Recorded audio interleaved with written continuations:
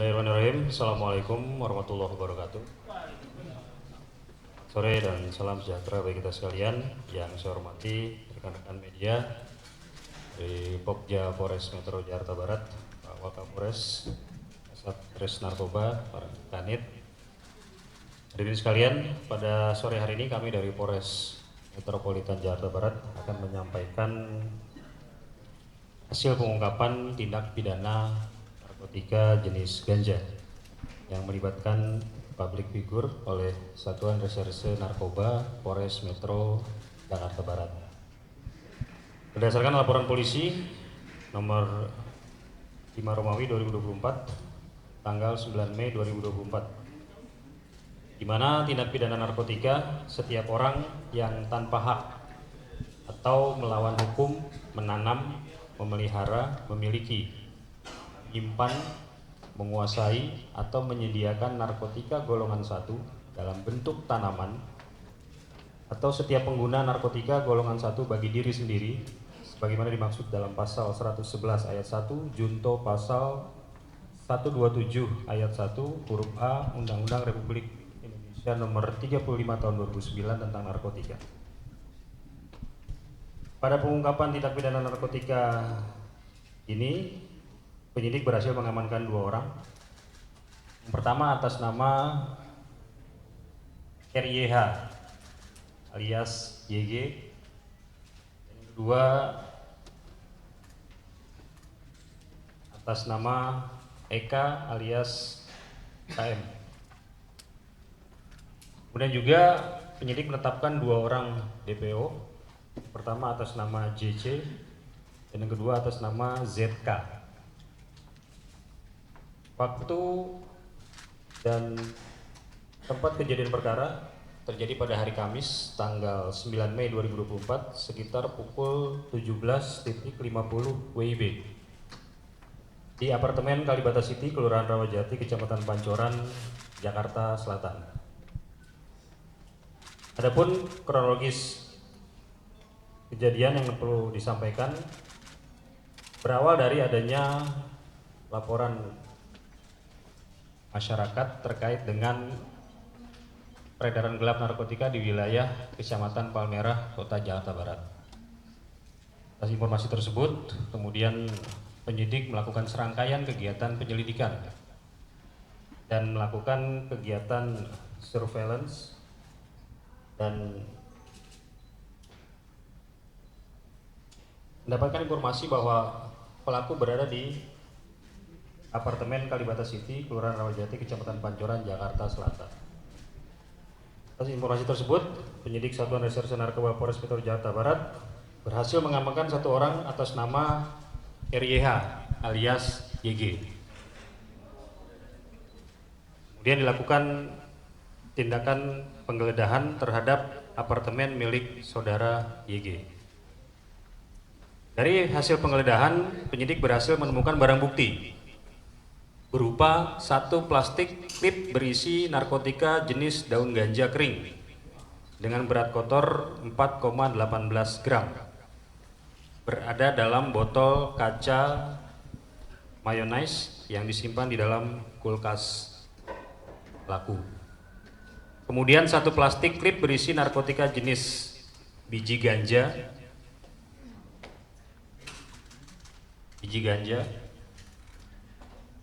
dengan berat kotor 8,16 gram yang disimpan dalam bungkus rokok warna biru putih serta ditemukan 3 kertas papir. Di samping itu juga turut disita 1 buah handphone warna hijau yang digunakan pelaku untuk memesan narkotika jenis ganja tersebut. Dari pengakuan saudara YG, ganja tersebut diperoleh dari seseorang bernama JC yang kita tetapkan sebagai DPO dengan membeli seharga 250.000. Di mana berdasarkan pengakuan YG ini 250.000 ganja yang diperoleh dari JC ini itu bisa menghasilkan kurang lebih sekitar 10 linting ganja. Kemudian dari pengakuan YG itu sendiri, yang bersangkutan mengkonsumsi ganja untuk kepentingan pribadi, artinya dia mengkonsumsi sendiri.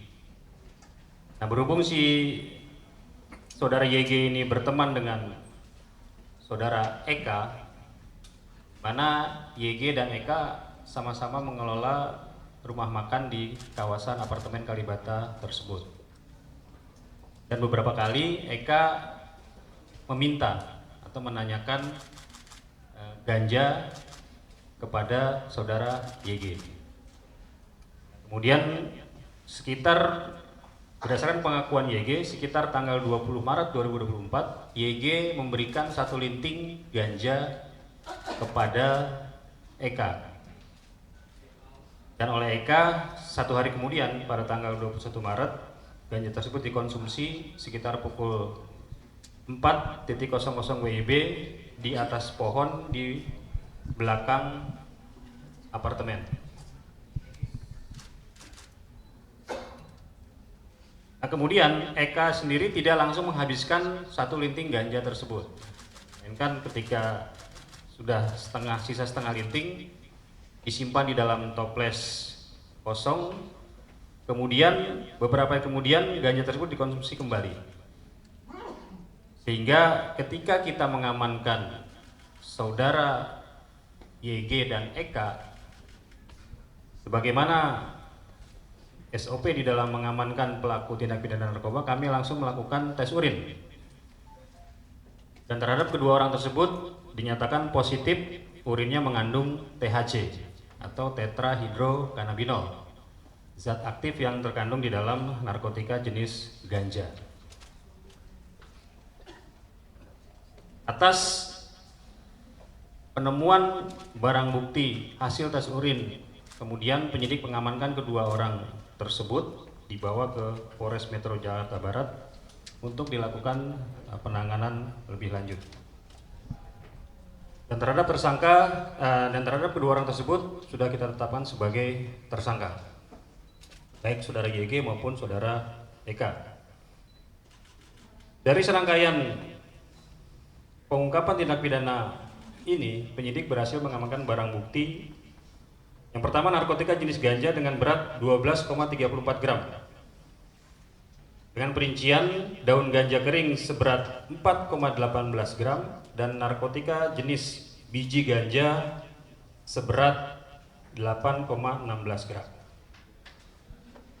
Ini perlu juga disampaikan bahwa biji ganja termasuk juga bagian daripada ganja.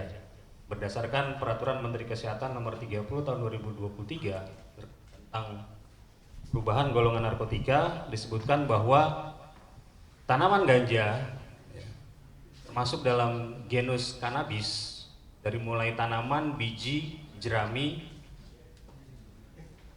termasuk hasil olahannya berupa damar ganja maupun hasis, itu termasuk kepada golongan tanaman ganja. Kemudian penyidik juga berhasil mengamankan 3 pak kertas papir, kemudian 1 buah botol kaca mayonnaise, 1 bungkus rokok warna biru putih, 1 buah handphone warna hijau, dan hasil cek urin kedua tersangka yang positif mengandung zat aktif THC.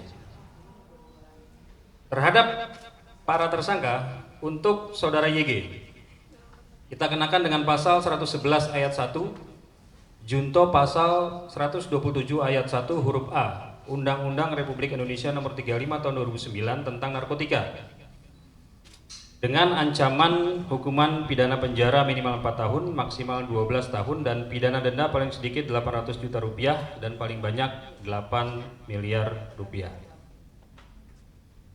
Terhadap tersangka Eka, kita kenakan dengan pasal yaitu 127 ayat 1 huruf A Undang-Undang Nomor 35 Tahun 2009 tentang narkotika, tentang penyalahguna narkotika golongan 1 bagi dirinya sendiri, wajib direhabilitasi atau pidana penjara maksimal 4 tahun. Terhadap tersangka atas nama Eka, bagaimana yang sudah kita lakukan ketika penyidik berhasil mengamankan kedua pelaku, kemudian dilakukan serangkaian tes kesehatan.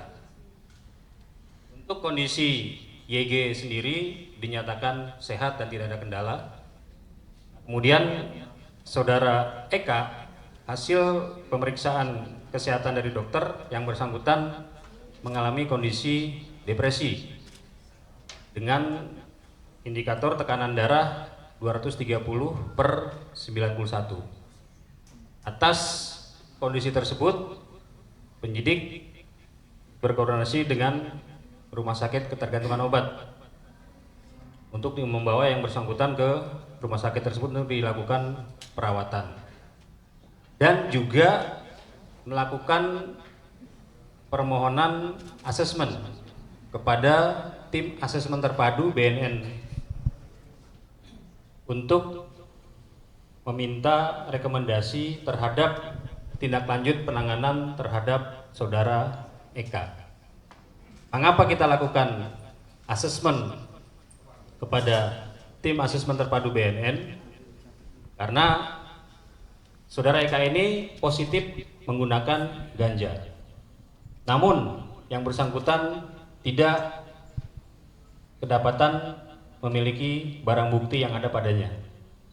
Dan juga dengan mempertimbangkan kondisi kesehatan yang bersangkutan, yang kita tahu sendiri bahwa yang bersangkutan pernah mengalami riwayat sakit, dan memang pada saat kita amankan yang bersangkutan mengalami kondisi yang kurang sehat, maka saat ini untuk saudara Eka dirawat di Rumah Sakit Ketergantungan Obat Jakarta, dan ada rekomendasi dari Direktur Utama Rumah Sakit Ketergantungan Obat Jakarta bahwa yang bersangkutan tidak dalam kondisi yang memungkinkan untuk dihadirkan dalam rilis pada sore hari ini.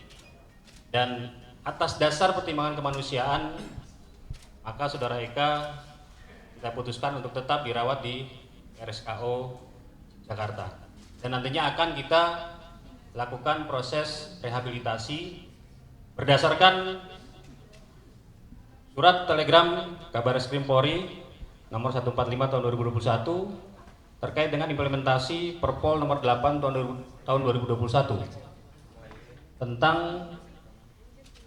penanganan tindak pidana narkotika melalui keadilan restoratif atau restoratif justice. Jadi proses terhadap saudara Eka ini juga bagian daripada proses penanganan tindak pidana, namun melalui keadilan restoratif atau restoratif justice sebagaimana diatur oleh ketentuan. Jadi ini yang perlu saya sampaikan. Silakan bagi teman-teman media jika ingin bertanya, saya persilakan.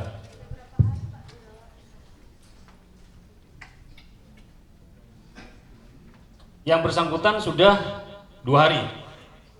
Jadi berdasarkan ketentuan perundang-undangan, penyidik memiliki waktu 3x24 jam sesaat setelah diamankan untuk melakukan serangkaian penyelidikan. Kemudian ketika 3x24 jam juga masih kurang, undang-undang memberikan amanat untuk diperpanjang selama 3x24 jam. Dan selama 6 hari penyidik memiliki waktu untuk melakukan serangkaian kegiatan penyelidikan juga observasi terhadap para pelaku, termasuk saudara Eka itu sendiri. Jadi ketika kita masih memiliki waktu proses penyelidikan terkait perkara ini, maka sejak 2 hari yang lalu saudara Eka kita bawa ke Rumah Sakit Ketergantungan Obat di Fatmawati. Pak, Pak, motif saudara Eka untuk menggunakan narkoba itu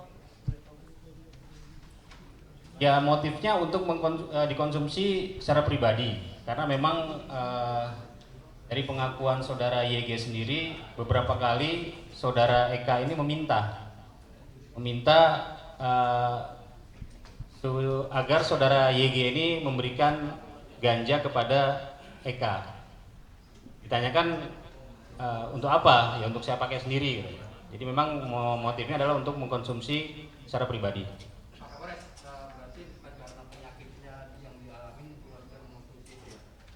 Bukan.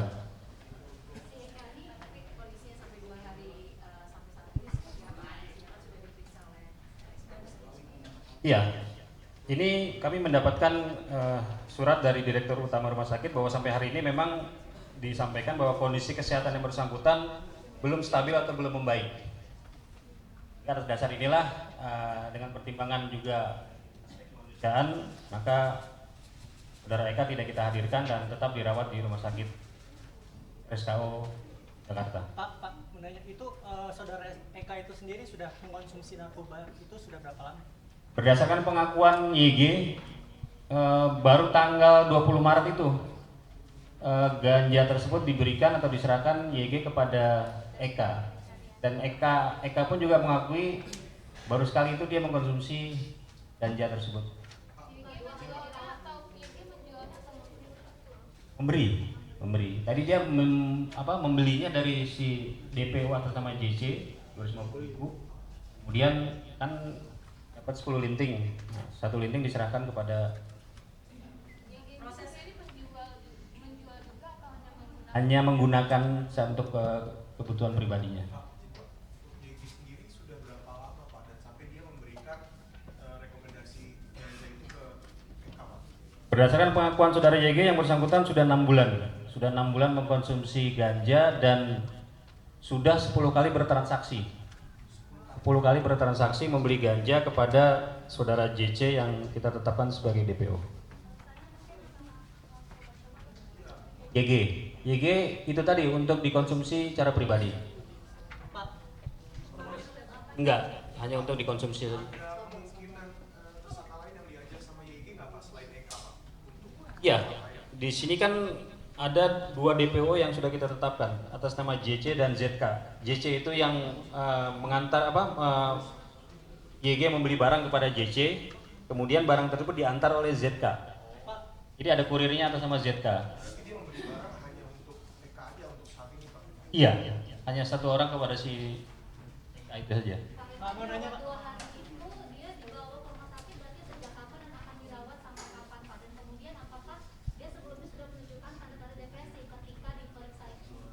Ya, kan tadi sudah saya sampaikan, sesaat setelah kita amankan, kita lakukan tes kesehatan. Tes kesehatan yang bersangkutan mengalami sedikit demam dan juga tekanan darahnya tinggi, 230/91. Ya, kita menunggu dari hasil keterangan dokter ini, karena sampai hari ini pun kita minta dihadirkan, dokter masih memberikan keterangan yang bersangkutan belum bisa dihadirkan karena kondisinya belum stabil atau belum membaik. Kita menghindari hal-hal yang tidak diinginkan dan juga dengan pertimbangan kemanusiaan, maka yang bersangkutan kita putuskan tetap dirawat di Rumah Sakit RSKO. Pak, proses rekap itu sendiri apakah setelah melihat hasil kondisi yang lebih stabil kesehatan? Ya, jadi prosedur terhadap rehab ini kan yang pertama dari hasil penyelidikan bahwa hasil pemeriksaan terhadap YG maupun Eka itu sendiri bahwa Eka baru pertama kali mengkonsumsi ganja. Kemudian ganja yang dikonsumsi 1 linting. Dan hasil tes urinnya memang positif. Namun tidak ada barang bukti lain yang ditemukan selain sama si YG ini. Sehingga si Eka ini memang tidak memiliki barang bukti ganja ataupun barang bukti narkotika yang lain. Nah, berdasarkan hal tersebut, maka kita putuskan kita mengajukan permohonan asesmen ke tim asesmen terpadu. Jadi keputusan rehabilitasi ini juga semata-mata bukan karena subjektivitas dari penyidiknya saja, tapi juga melalui serangkaian kegiatan koordinasi, baik ke BNN maupun kita melakukan gelar perkara dengan melibatkan Direktorat Reserse Narkoba Polda Metro Jaya. Sehingga atas dasar tersebut memang kita sepakat, kita putuskan berdasarkan peraturan ketentuan perundang-undangan yang berlaku, maka terhadap saudara Eka ini kita lakukan rehabilitasi. Pak, berarti yang direhab itu saudara Eka doang apa saudara YG juga ikut direhab Pak? Hanya Eka saja. YG karena dia memegang barang bukti seberat 12,34 gram ganja, maka yang bersangkutan kita proses dan kita kenakan dengan pasal 111. Ini Ini kan sudah masuk proses rehab. Dengan yang bersangkutan dirawat di RSKU juga sudah masuk ke proses rehab. Karena tadi kita punya kewenangan selama 6 hari. Setelah 6 hari kita wajib menentukan apakah yang bersangkutan kita rehab atau kita tetapkan sebagai tersangka. Pak, hubungan YG sama Eka itu sebagai apa Pak? Mitra bisnis. Jadi YG dan Eka ini sama-sama mengelola rumah makan pecel ayam kalau nggak salah di apartemen Kalibata. Untuk yang tadi kan ada barang bukti yang biji ganja itu ya. Nah itu biji ganja itu apakah mengandung niatnya untuk ditanam atau memang pada dasarnya itu memang cuma buat dikonsumsi aja? Ya, jadi memang dari pengakuan YG ini biji ganja ini dikumpulkan ketika yang bersangkutan membeli tadi sudah 10 kali membeli ganja, dikumpulkan biji ganja ini sampai terkumpul seberat sekitar 8,16 gram. Jadi memang untuk disimpan saja. Ketika kita mengacu kepada peraturan Menteri Kesehatan bahwa biji ganja termasuk bagian daripada tanaman ganja, maka kita tetap yang kita kenakan yang bersangkutan memiliki ganja sebanyak 12,4 gram. Jadi belum diketahui apakah biji Belum.